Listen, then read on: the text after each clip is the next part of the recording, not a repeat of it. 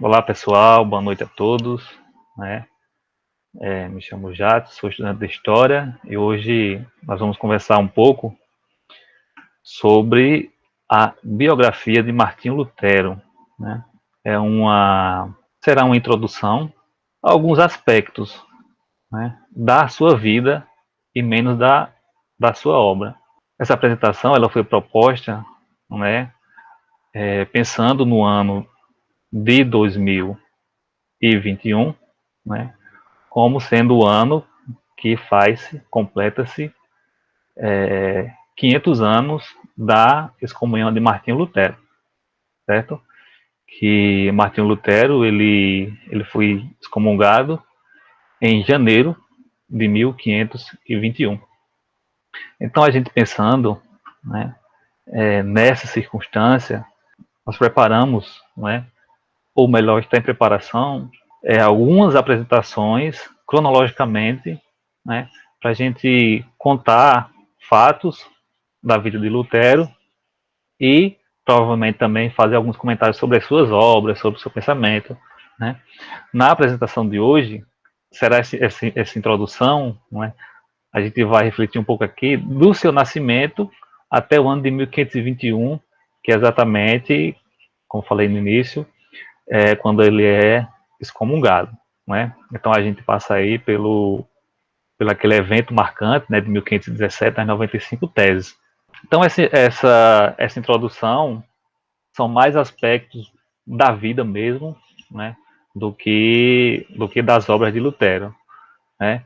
Essa parte 1 aqui, né, que a gente vai percorrer aí até o ano de 1521. Martinho Lutero, essa figura, né, emblemática, odiado por alguns, amado por outros, né, é uma das figuras que mais, né, se fala na história, né, não só na história do cristianismo, mas também na própria história do Ocidente, né. É, é um homem que está aí no limiar de duas eras, entre final da Idade Média, início da modernidade, né. Lutero era um homem medieval, era um homem moderno, quem era o seu pensamento, a sua vida, como né, se desencadeou as circunstâncias, né, como foi o seu pensamento, como, né, em que lugar, né, na história, temporalmente, esse sujeito estava, né, medieval ou moderno, né. Então ele está aí, né, nessa transição, né, entre que posteriormente os historiadores eram denominados Idade Média e Idade Moderna. Essa figura que se escreveu e se escreve muito sobre, não é? Então a gente iniciando, falando um pouco sobre a vida, né, sobre a família de Martinho Lutero, seu pai, né, Hans Luder, ou Hans Luther também, né, é outra forma de grafar o nome, assim como Lutero também, gravava-se Luder, né, depois Luther e Lutero, né, essa é a grafia do seu nome. E sua mãe, a Margarida Luder, ou Margarida Luther, com TH. Martinho Lutero tinha uma família, né, de origem de agricultores, né, tanto seus pais como seus avós, né, eram agricultores. O próprio Martinho Lutero, ele afirmava, né, por vezes, a sua origem, né, de famílias agricultoras, né. Mas o seu pai, um certo tempo da sua vida, ele saiu da agricultura e foi ser mineiro, né. E boa parte da vida de Lutero, seus pais eles não eram mais agricultores, e sim, seu pai ele era mineiro. E foi na mineração que o Hans Luder, o pai de Martin Lutero, ele teve uma ascensão financeira, conseguiu aí adquirir mais bens, ter mais condições, e assim, com essas melhores condições, que ele pôde propiciar a Martin Lutero, né, os estudos. Alguns, né, afirmam que o casal teve 9 filhos, né, outros afirmam que teve 7. Né. Há quem diga que, né, desses 9, 2 faleceram e por isso sobreviveram 7. Né. Então, não há a exatidão de quantos filhos, né, o casal Hans e Margarida tiveram. A criação, né, de Martinho Lutero e provavelmente dos seus irmãos aí foi considerada uma criação rigorosa, né, seu pai por vezes, né, o batia, né, eles, né, obviamente eram católicos, né, ali na Alemanha, finais do século XIX, não tinha alternativa, né, perdão, século XV, não tinha alternativa, né, então eles eram católicos. A sua mãe, ela era considerada bastante devota, mas o seu pai nem tanto, né, inclusive o seu pai, quando Martinho Lutero ele entra né, para ser monge, né, no mosteiro, ele não vai aceitar, a mãe na verdade também não chega a aceitar, né, inicialmente, mas eles, né, são considerados aí que eram, né, católicos, por parte principalmente da sua mãe, que era mais praticante, mais rigorosa na instrução dos filhos quanto a seguir os dogmas instruídos aí pela igreja. Tá? A gente vai dividir essa parte da vida de Lutero em algum que eu denominei aqui de fases, né? E aí eu dividi em 4 fases a vida dele, né? Martinho Lutero nasceu no ano de 1483. A época era o vilarejo de Eisleben, na Alemanha, em 10 de novembro. Atualmente é uma cidade, né, que tem esse monumento aqui em homenagem a Martinho Lutero, né, essa imagem aqui da cidade de Eisleben. Seu pai o matriculou na Escola Latina de Mansfield, no ano de 1488, ou seja, quando ele tinha apenas 5 anos, ele começou a estudar o latim. Havia um rigor na criação, tanto em casa, né, quanto um rigor na escola, né? Segundo o próprio Martinho Lutero, né, ele qualificou, né, posteriormente seus professores de tiranos e mestres da paulada. A escola era purgatório e inferno. Afirma que, em apenas uma manhã, recebera 15 varadas do professor. As escolas eram unidocentes, ou seja, um professor para ensinar toda a disciplina. Os professores eram mal pagos e com pouca formação, munidos de antigos manuais, cabia-lhes ensinar seus alunos a ler, a escrever e a conhecer o latim decorando. Né? Então, essa pouca condição já que o pai de Martim Lutero começa a ter financeira, ele começa a colocar o seu filho, né, para estudar, que ele tinha alguns objetivos para que o seu filho galgasse uma carreira jurídica, né? Esse era o objetivo do pai de Martim Lutero. Então, já aos 5 anos, né, na base aí da paulada, Martim Lutero começa a estudar o latim. Tá? O Severo Pai, né, e aí uma outra fase aí da vida do Lutero, que vai de 1498 a 1505, o Severo Pai de Lutero o preparou bem cedo para o ofício de advogado. Obediente, Martim Lutero seguiu o estudo, primeiramente em Eisenach e depois na prestigiosa Universidade de Erfurt, onde recebeu os graus de bacharelado e mestre. Em Eisenach também, Lutero considerou o estudo, né, os professores rigorosos, né, com a disciplina.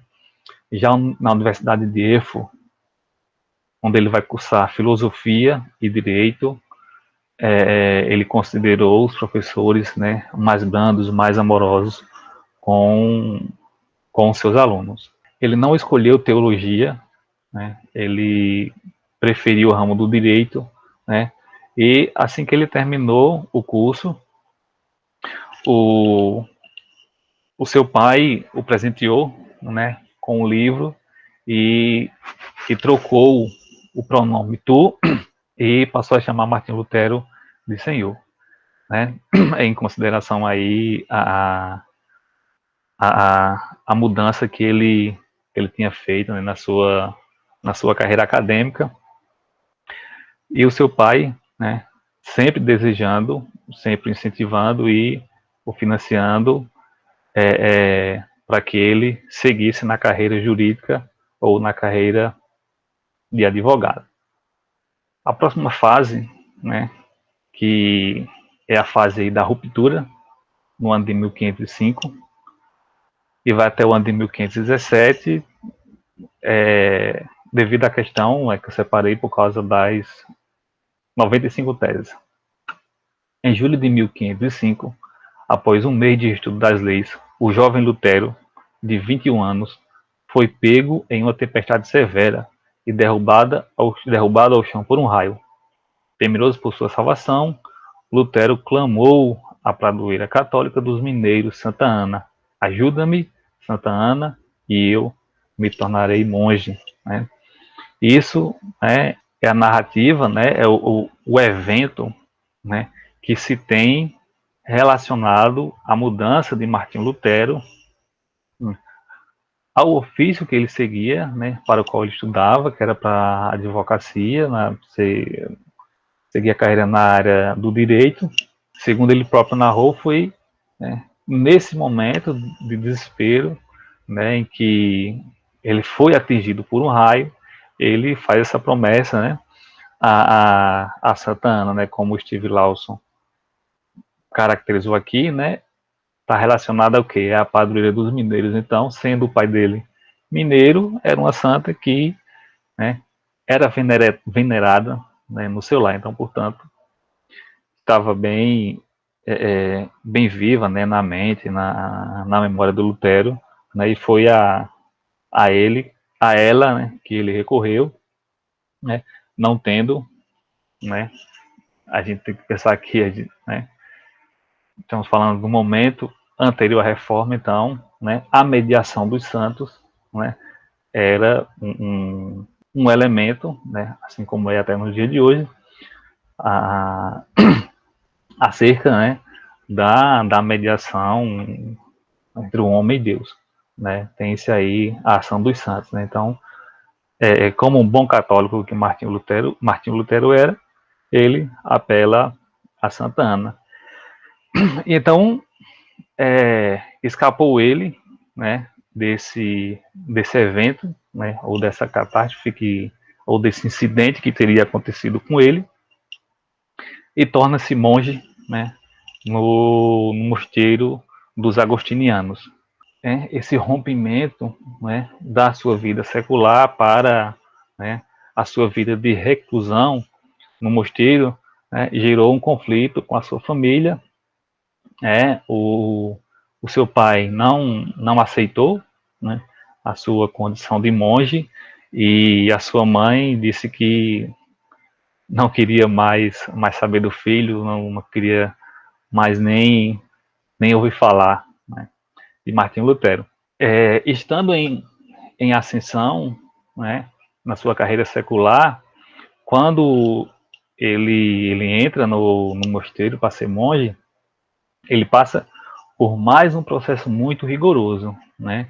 Ele vai ter que se desfazer de né, todo o seu aparato de vida, de forma de vida, de o rigor, né, inicial para levar ele ao rompimento em uma vida no mosteiro, né? Os monges, né, os seus superiores, assim que ele entram, exigem ele, né, faça, né, o coloque em situações e circunstâncias humilhantes, né? Ele foi obrigado, né, mesmo os agostinianos sendo ricos, né, mas devido ao voto de pobreza, né, que o monge faz, ele foi obrigado, né, a pedir esmola nas ruas, né, e pedir sustento, pedir como um necessitado, né, pedir às pessoas, né. E aí a gente imagina, né, toda aquela situação, né, a rejeição do pai, rejeição da mãe, aqueles amigos, né, que viam ele ascendendo e agora tava o cara lá pelas ruas, perambulando, né, na condição de mendigo. Foi uma ruptura, né, muito forte para Lutero, né, socialmente, a gente falando, né, quem via Lutero, né, ascendendo na sua carreira acadêmica, né, e agora estava naquela condição praticamente de monge mendicante. Passa a se dedicar àquela vida, né, de monge. Depois os seus superiores o tiram daquela condição de pedinte, né, porque além do voto de pobreza também é feito o voto de obediência. Então, quando mandaram ele ir, ele ia. Depois pararam de mandar ele medicar. Então, no momento que ele parou de medicar, e se dedicar, né, às orações, os jejuns e aos seus estudos. No ano de 1507, ele foi ordenado sacerdote, né, continuando no rigor, né, do mosteiro, né.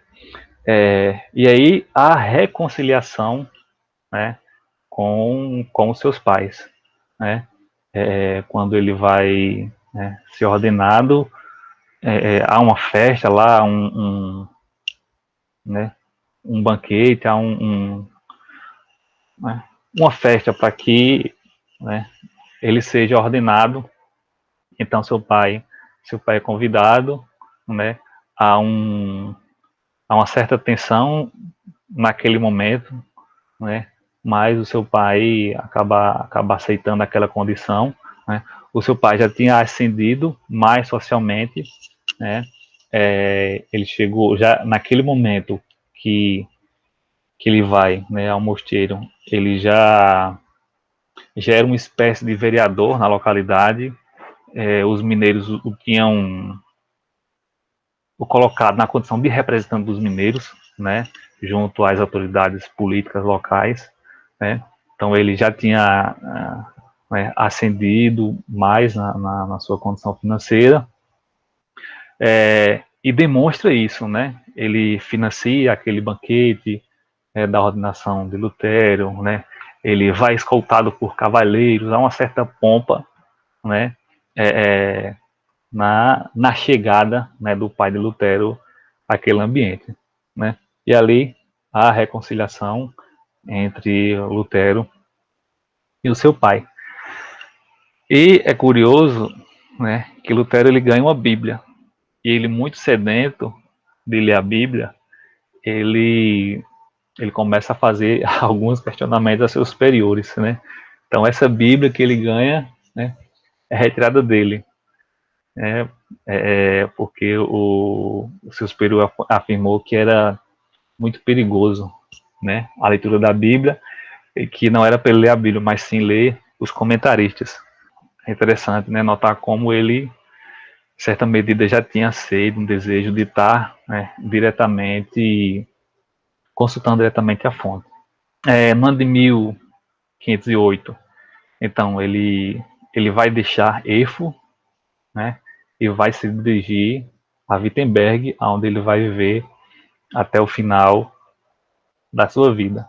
Diferente da Universidade de Erfurt, a Universidade de Wittenberg não tinha, né, a estrutura que a Universidade de Erfurt, né, a estrutura e a fama que a Universidade de Erfurt tinha. Né? A Universidade de Wittenberg era uma universidade mais periférica, né, mais rural, mais longe, mais distante do centro, onde mais intelectuais estavam, mais acadêmicos reconhecidos faziam parte, né? O próprio Lutero, em uma carta, ele afirma que Wittenberg era o fim do mundo, né? Então ele vai, né, dar aula nessa universidade que era recém-criada, né? Erfurt já era bem mais antiga, né? Então tinha mais tradição, era mais reconhecida. Wittenberg era recém-criada, fazia poucos anos, né?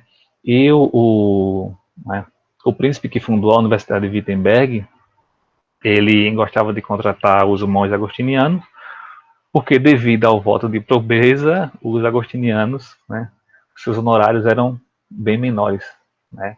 Então facilitava, né, as questões financeiras da universidade contratar monges agostinianos. Então Lutero vai, sem muita vontade também, no ano de 1508, a ser professor na Universidade de Wittenberg, né?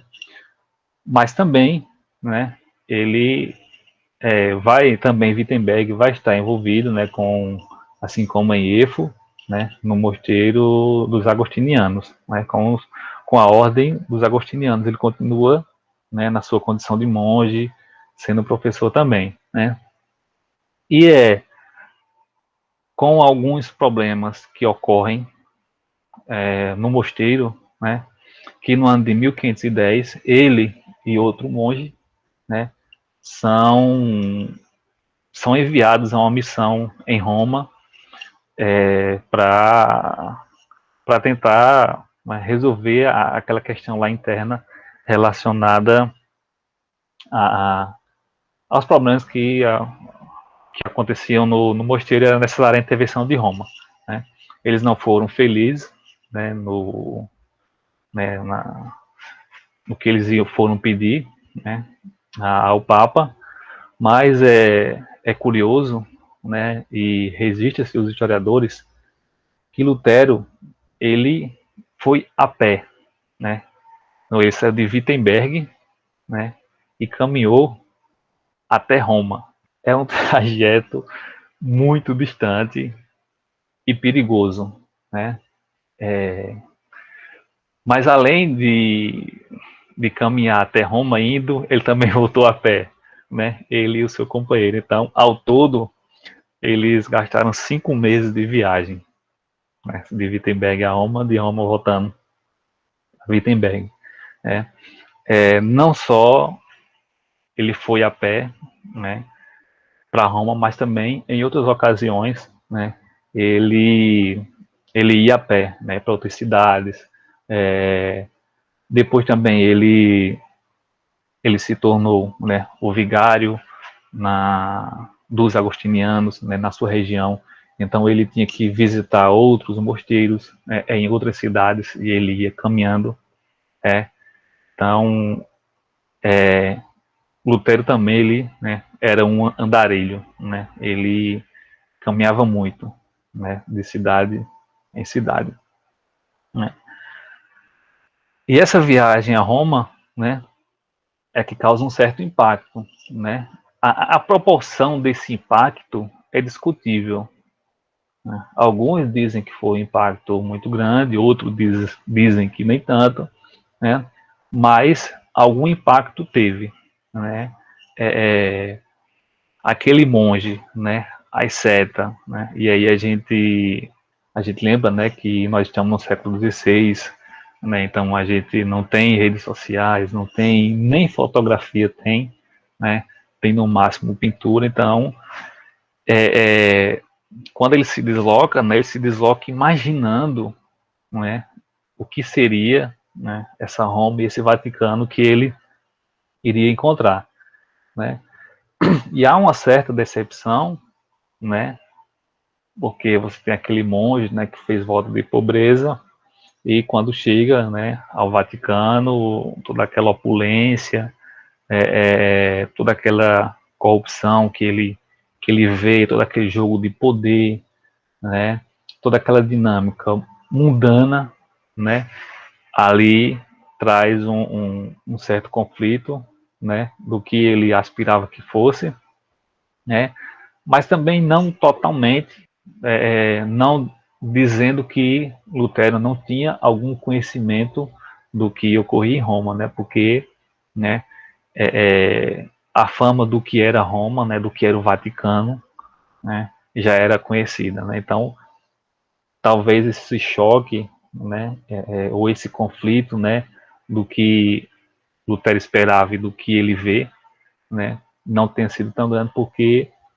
ele era também, de certa forma, conhecedor. Ele ouvia, assim como, né, as outras pessoas do seu tempo ouviam, né, o que acontecia, as fofocas rolavam, né, das intrigas, né, das brigas, das guerras, né, da disputa política entre o Papa, o Imperador, os príncipes, os reis.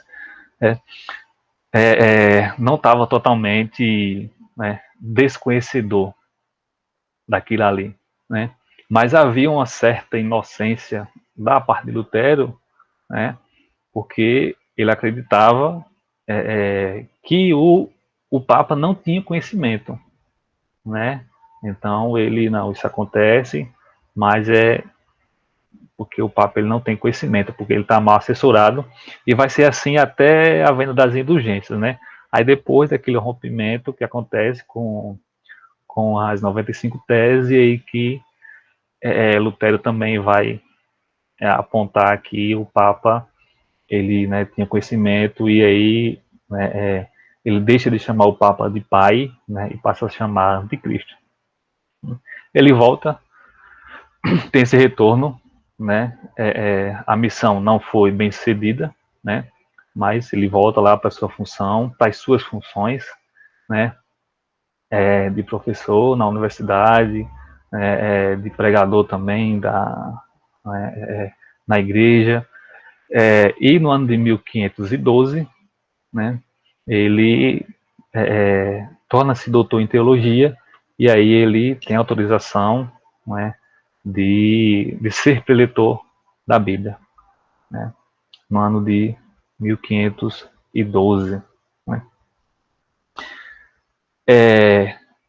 Então tá lá Lutero, né, monge agostiniano, com suas funções no mosteiro, né, professor na Universidade de Wittenberg, posteriormente também pregador na Catedral de Wittenberg, né, acumulando uma série de funções, né, preparando seus estudos na universidade, as suas pregações, né, bastante atarefado. Surge, né, essa questão no ano de 1517, e aí a gente vai para a quarta fase, e vamos nos encaminhando aí, né, para onde a gente vai parar nessa apresentação, porque nós vamos até o ano de 1521, que é o ano da excomunhão de Lutero. Essa questão da venda das indulgências, né? A priori, né, Lutero ele não era contra a indulgência, né? Como eu falei anteriormente, ele tinha a inocência de que o Papa não tinha conhecimento, né, do que se fazia com as indulgências. Então, até que no ano de 1517, né, surge essa figura, né, o Tetzel, vendendo essas indulgências. Essa frase, ela ficou bastante conhecida, né, e aqui tem um pouco de arranjo da minha parte também para poder sair a rima, né, dessa frase, né. Na minha tradução livre, vamos dizer assim, né, ficou: quando o dinheiro na caixinha retinar, a alma do purgatório para o céu saltará, né. É, isso que afirma-se, né, que Tetzel ele dizia quando ia vender, né, as indulgências. Há quem diga que não foi exatamente assim, né, mas historicamente é comprovado que, né, não havia muito escrúpulos na parte do Tetzel em vender as indulgências. E a venda das indulgências, né, era para perdoar, né, as penitências ou as penas, né, que eram impostas pela igreja. Quando o Lutero, Martinho Lutero, né, ele ouve, o Tetzel ele não vai vender as indulgências de Wittenberg, né? Ele não teve essa autorização, ele foi vender no Principado ao lado. Então Martinho Lutero ele ouve, né, o que o Tetzel está afirmando, né, e acha escandaloso, e começa a pregar, né, contra a venda de indulgência da forma com que o Tetzel ele estava executando, né, estava fazendo, né, que segundo, né, naquele momento para Lutero, né, ele estava abusando da forma com que ele estava vendendo, né. Então a ideia da indulgência, né, até então era aceita por Lutero, mas a forma com que o Tetzel estava vendendo, né, ou fazendo comércio, que ele começou a criticar, né. E é interessante que que na universidade ele tenta promover um debate, né, aí mas, mas ninguém comparece no debate, né, que ele promove, né? Isso antes dele promulgar, né, as 95 teses. Mas aí ele começa a usar do púlpito para pregar contra a venda das indulgências. Esse quadro, né, ou essa pintura aqui, há muita controvérsia, né, sobre esse ato, né, se esse ato ele foi de fato executado, né. Não tinha, não tinha máquina fotográfica, não tinha como o Lutero tirar uma selfie, né. Aqui estou pegando as 95 teses, né, não tinha ninguém filmando ali e tal. Então, a controvérsia, de fato, ele afixou, chegou a fixar essas 95 teses, né. O que tem são documentos ou cartas, né, que ele escreveu no dia 31 de outubro de 1517. E uma dessas cartas, né, inocentemente, Lutero vai escrever para o arcebispo, informando, né, o arcebispo dos abusos que estava acontecendo com as indulgências, né. Eu digo inocentemente porque as indulgências que Tetzel estava vendendo, elas foram vendidas a partir de um acordo desse arcebispo com o Papa, o imperador, né. A arrecadação dessas indulgências, né, vendida por Tetzel, né, parte ia para o arcebispo, parte ia para Roma, né. Então, coitado do Lutero, inocentemente, né, enviou para o arcebispo, né, perguntando o que tinha que fazer por causa desses abusos que o Tetzel estava cometendo, mas o próprio arcebispo, que era o arquiteto, né, do que estava acontecendo, né. E aí, no dia 31 de outubro, né, o que tem-se historicamente, né, comprovado é que no dia 31 de outubro de 1517, né, ele envia essa carta né, ao arcebispo com as 95 teses anexas. E aí o arcebispo responde, né, que, grosso modo, né, dizendo que aquilo ali, ele não tinha nada a ver com aquilo ali, né, que ele ficasse na dele, que aquilo não era problema dele, né, ele não tinha nada a ver, né, grosso modo dizendo. Né. Só que acontece, né, ele envia, né, para várias pessoas as teses, ele convida, né, as pessoas, né, que no caso, essas pessoas que ele envia são, né, em sua maioria acadêmicos, né, e esse ato, né, justifica-se, né, de fixar, né, as suas 95 teses na porta, né, da capital de Wittenberg, né, que seria uma espécie de mural. Grosso modo, eu diria que as 95 teses eram uma espécie, né, que a gente pode dizer hoje na academia, de um artigo acadêmico. Então, era um texto acadêmico. Hoje a gente publica nas revistas, né, tem as revistas acadêmicas, e a gente publica artigo. Esse artigo que a gente publica é para, né, convidar ou apresentar à comunidade acadêmica, né, pesquisas, estudos que aquela pessoa que está publicando aquele artigo, né, está desenvolvendo, né. Então, seria, né, assim, comparando em certa medida, né, era o que Lutero estava fazendo quando ele estava, né, afixando aquelas 95 teses, né, como ele estivesse publicando o seu artigo, convidando né, a comunidade acadêmica para poder discutir, né, aquilo que ele publicava sobre, né, e aí o seu objeto de pesquisa era, o caso, as indulgências, né. E aí isso vai se espalhar rapidamente, né, sobre o território alemão, né, o que ele escreve, e aí vai ser, as impressoras começam, né, os impressores, né, começam a publicar, né, e a vender muito, né. Então, Lutero ele vai passar a ser, né, ser conhecido, né. E aí o que acontece? Não havia uma doutrina sobre as indulgências. Então, por não haver doutrina, né, Lutero ele poderia discutir sobre as indulgências. O que havia eram opiniões. E aí, quando ele expõe essa opinião acerca das indulgências que ele poderia opinar, né, se fosse doutrina apenas teria que obedecer. Considerou-se, né, que pelas indulgências serem autorizadas pelo Papa, a crítica que ele estava fazendo era a crítica ao Papa, né?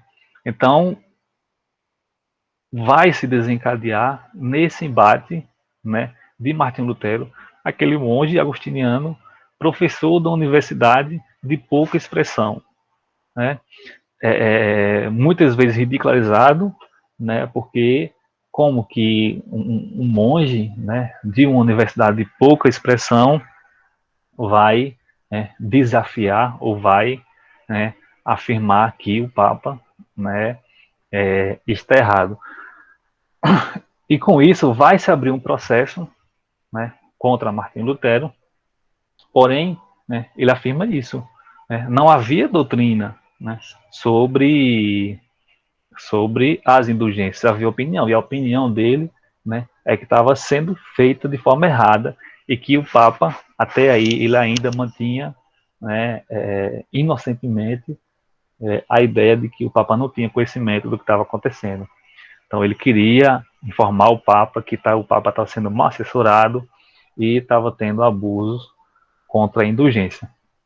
Um emissário, né, do Vaticano é enviado, né, para poder convencer Lutero a se retratar das coisas que ele tinha dito, né?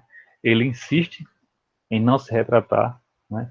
Ele não se retrata, mas vão chegar num acordo, né? Ele e o enviado, né, da Cúria Romana chegam a um acordo. Qual era o acordo? Lutero não falaria mais sobre a venda das indulgências. Porém, aqueles que criticavam também não falassem mais, né?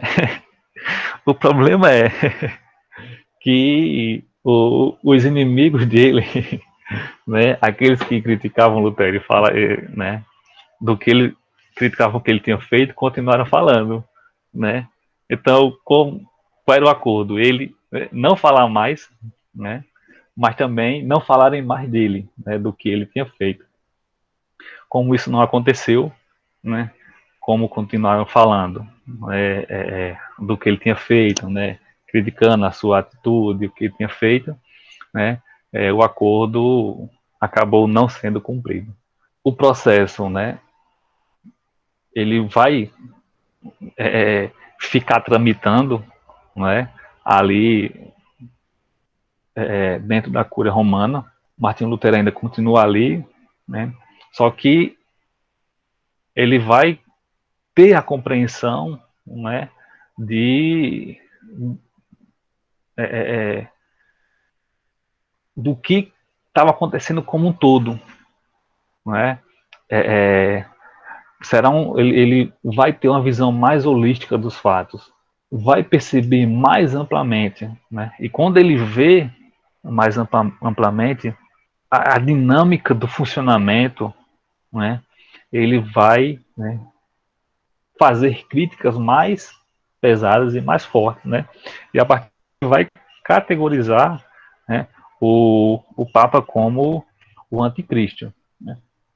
E Martin Lutero escreveu muito, muito mesmo. Mas tem três textos do ano de 1520 que foram muito importantes, né, para o pensamento, né, ou para o desenvolvimento da reforma, né, para o pensamento de Martin Lutero, para o desencadeamento, né, do que virá a ser a reforma protestante, né, esses textos escritos por Lutero ali no calor o seu processo sendo encaminhado, né, ele sendo ameaçado, né, de excomunhão, sendo ameaçado de morte, né, ele faz esse escrito na sua defesa, né, e esse discurso, A Nobreza Cristã, da nação alemã, é quando ele aponta, né, que todo cristão, né, ele é um sacerdote, né, o que difere um padre, um agricultor, por exemplo, né, é o ofício. Eles têm ofício distinto, né? mas todos eles, né, são sacerdotes de Cristo na Terra.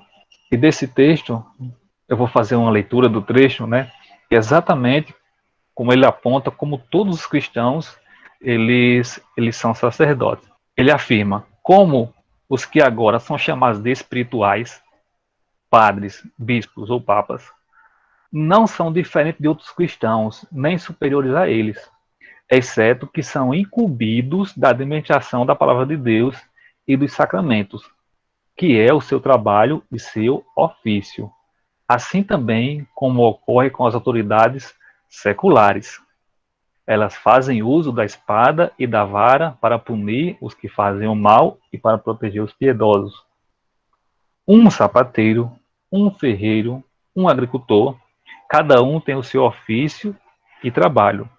Ainda assim, todos são igualmente consagrados, padres e bispos, e cada um deve ser útil e servir ao próximo com o seu ofício ou trabalho, para que, desse modo, muitos tipos de trabalho possam ser realizados para o bem-estar do corpo e da alma da igreja, ao mesmo tempo que todos os membros do corpo servem uns aos outros. E aí tem esse processo de desencadeamento, né, de ruptura, como, por exemplo, né, a questão dos santos.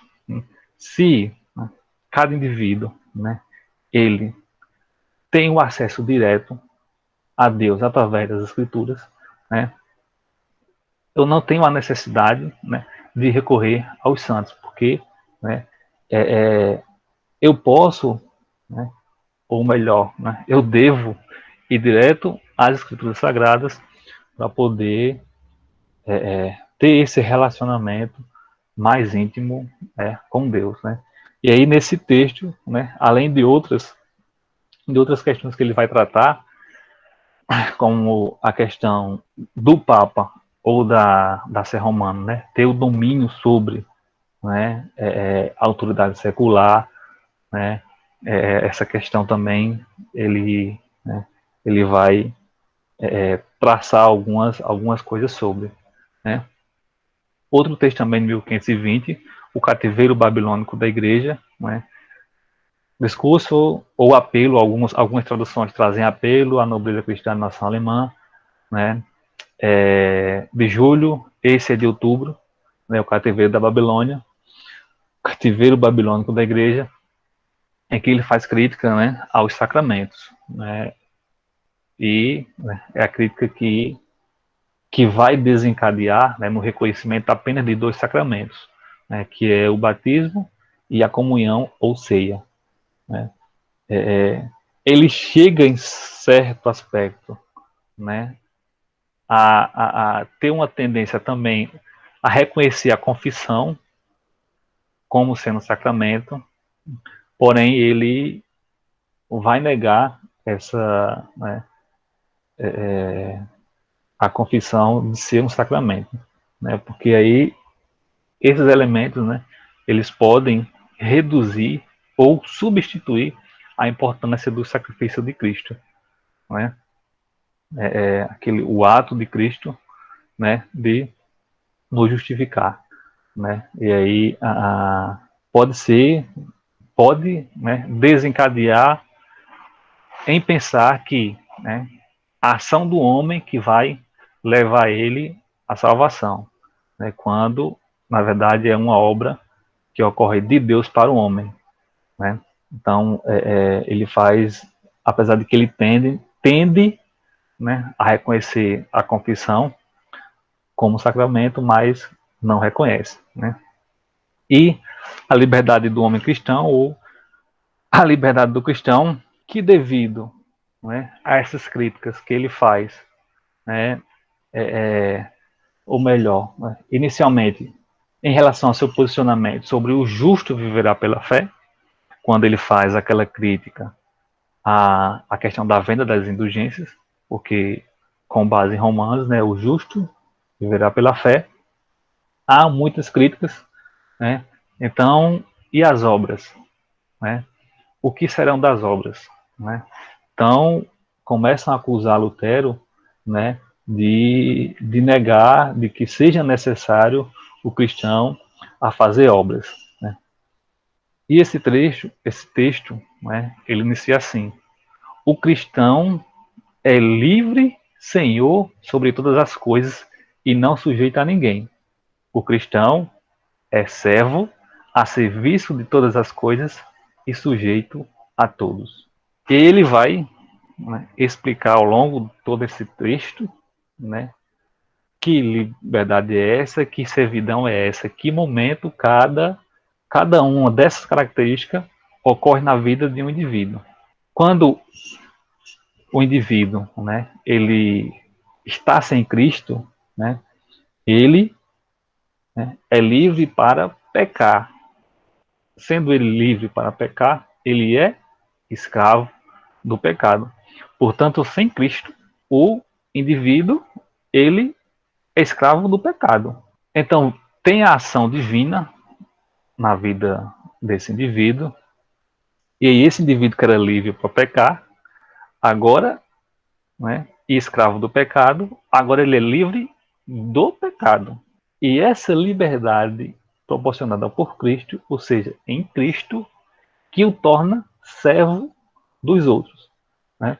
Então aí tem a justificativa dele, né, acerca da necessidade de todo cristão exercer as boas obras. Porque a partir do momento que ele ficou livre do pecado, ele tornou-se servo dos outros por meio de Cristo, né?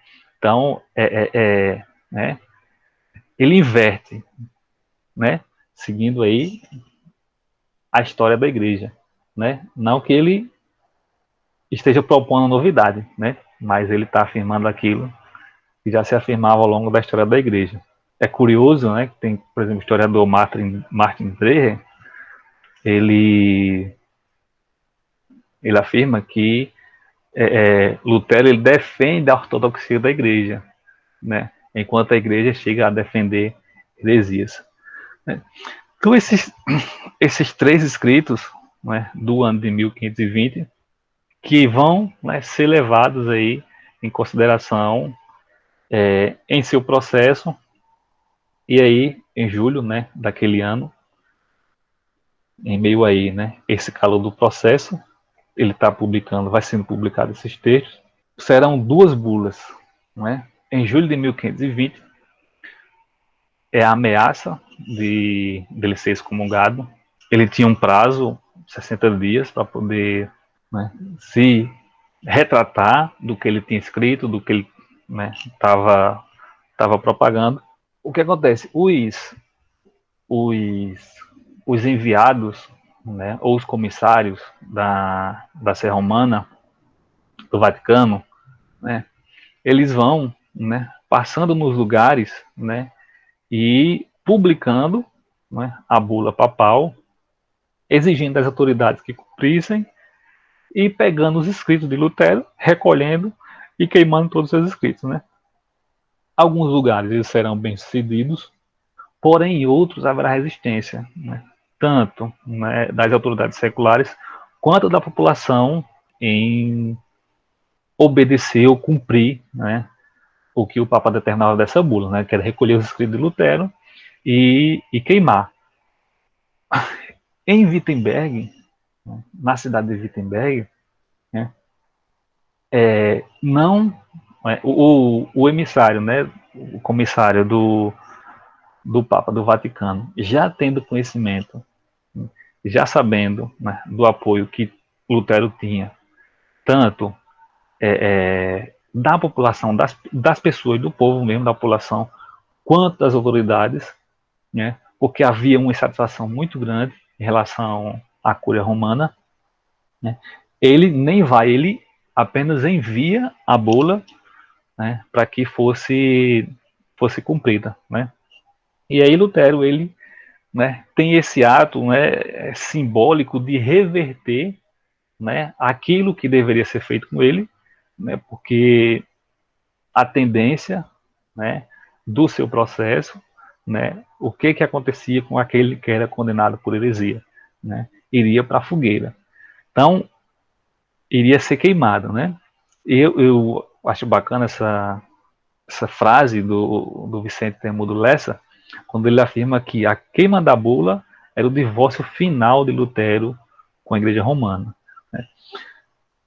Ele chama as pessoas, né? Então, e em praça pública, né, ele faz a queima da bula que o Papa, em dezembro de 1520, né, é, ele queima em praça pública essa bula, invertendo aí simbolicamente aquilo que ele deveria ser feito, né, ele fez com a bula aí que representava, com o documento que representava a autoridade papal. E quando é em janeiro, né, de 1521, o Papa, ele, né, promulga, alguns dizem que foi dia 2, outros dizem que foi dia 3 de janeiro. Ele promulga a bula excomungando Martinho Lutero, né?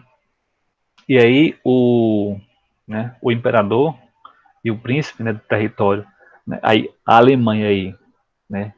A gente está falando aí do Império Romano Germânico, né? Tem a contradição aí que nem era Império, nem era Romano, nem era Germânico, né? Aquilo ali que se chamava, né, de Império Romano Sacro, né? Não era sacro, nem era Império, nem era Romano, nem era Germânico, né? Aquilo ali que consensualmente se chamava de Sacro Império Romano Germânico, né? Porque se era romano, como era podia ser germânico, e de sacro não tinha nada.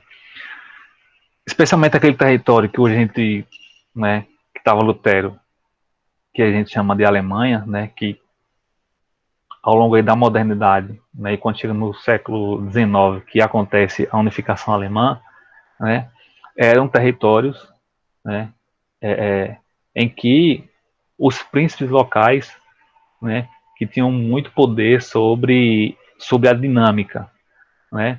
Então, não necessariamente, né, por exemplo, que o imperador determinava, o príncipe ia cumprir, né, em seu território poderia ser diferente, né. E alguns príncipes eram seculares, né, que detinham algum território. Outros territórios, por exemplo, era a igreja, o bispo, né, ou arcebispo exercia a função, né, tanto secular quanto a, a, a função religiosa, né. Então né, essa coxa de retalho, vamos dizer assim, né, esse geograficamente com vários territórios, né, com sua própria dinâmica, né, não necessariamente um príncipe de determinado território, né, ele cumpria as determinações que o Papa, né, mandava ou que o imperador, né. No caso ali do território de Wittenberg, né, o príncipe ele não estava cumprindo aquilo que o Papa tinha determinado. E aí veio, né, a Dieta de Worms, que vai durar de janeiro de 1521 até abril de 1521. A dieta, o que era a dieta, né? É que a gente não está falando de alimentação, né? De regime, né? Eram assembleias, né, em que o imperador ou os príncipes, né, se reuniam com as autoridades seculares e religiosas para discutir questões, né, políticas. Dentro das questões que foram discutidas, né, nessas assembleias na cidade de Worms, né, a partir de janeiro, estava o caso de Martinho Lutero. E um elemento, né, quer dizer, na verdade são dois elementos. Né? Você tem a questão, né, que os príncipes tinham interesse, né, em decorrência da insatisfação que, que havia com a Serra Romana, né, nessa dieta de Worms, por exemplo, né, não havia só a crítica de Lutero, né, vários príncipes eles criticaram, fizeram mais de 100 críticas, né, acerca da atuação do papado no território alemão, né? Então havia uma insatisfação muito grande, né, das autoridades seculares no território alemão acerca do que a Serra Romana vinha fazendo, né? E o que vai pesar muito, né, vai ser a questão do povo. Por quê? a bula, ela excomungou Lutero e a autoridade secular, ela tinha, né, segundo o direito canônico, ela tinha a obrigação, né, de executar Lutero. Né? Lutero deveria, né, pelas mãos do poder temporal, ser levado à fogueira. Né?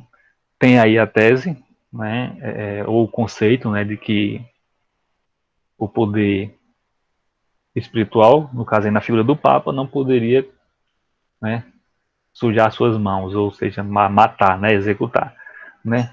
Essa teoria ela era exercida fora do território em que o Vaticano tinha domínio, né? Como, por exemplo, a gente pegar o caso famoso de Giordano Bruno, né? O Papa ele tinha dentro do território, né, romano, ele tinha autoridade religiosa, né, a sua autoridade espiritual, como condutor aí da Igreja Católica Apostólica Romana, mas ele também tinha autoridade secular. Né? Então, ali, ele, na condição de autoridade temporal, né, ele mandava executar na Inquisição italiana ou na Inquisição romana, o Papa mandou executar aqueles que eram considerados os hereges. Né? Mas fora desse território, não. Aí eram os poderes seculares que executavam. Só que o peso que teve, né, a insatisfação dos príncipes, né, e a questão do apoio que Martinho Lutero teve do povo. Ele, quando ele se deslocou, né, de Wittenberg para Worms, havia muito medo de que ele fosse assassinado, né, nesse percurso. Então ele vai escoltado, né, e quando ele chega em Wittenberg, perdão, quando ele chega em Worms, né, ele é recebido por uma multidão, muitas pessoas, né, e ali tinha, né, os apoiadores, os críticos, os curiosos, né, mas muitas pessoas, né, da classe popular apoiaram Lutero.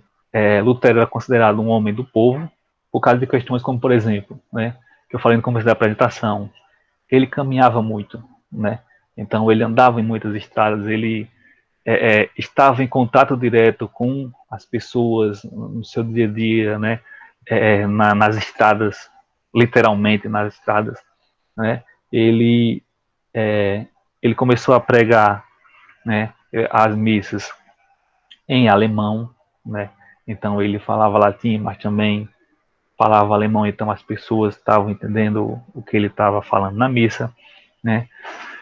Então ele tinha um contato muito grande e as críticas que ele fazia, né, não só representava a insatisfação dos príncipes, mas também representava uma insatisfação da população com a igreja, né. Aí no seu julgamento de Worms, né, uma população, muita gente acompanhando o seu julgamento. Dizem que até no telhado das casas, né, tinha gente para poder ver Martinho Lutero, para poder chegar junto com Martinho Lutero, para poder, né, tá ali, ver aquilo ali, ver aquele monge, ver, né, aquele professor de universidade, aquele monge que está desafiando o Papa, quer dizer, que já está condenado, que vai para a fogueira. Então, né, essa pressão que é exercida, né, tanto da população quanto dos príncipes, né, que vai possibilitar, né, não levar Lutero para a fogueira. Né. O imperador Carlos V, né, vai, vai chamar Lutero, né, vai ouvir Lutero, e, e aqui eu já estou me encaminhando para o final, né, e é nesse momento, né, que Martinho Lutero, né, essa cena aqui pintada, né, ele, né, tá ali com o imperador, né, com o representante do Vaticano, ou seja, né, alguém, né, na função, né, de representar o Papa ali, que ele é insistido de se retratar, né, e ele registra-se, né, essa frase, que ele afirmou ter dito: caso não for convencido por testemunhos da Escritura e por motivos racionais evidentes, pois não creio nem no Papa, tampouco nos concílios. Estou convencido pelas passagens da Sagrada Escritura que mencionei, e minha consciência está presa à palavra de Deus.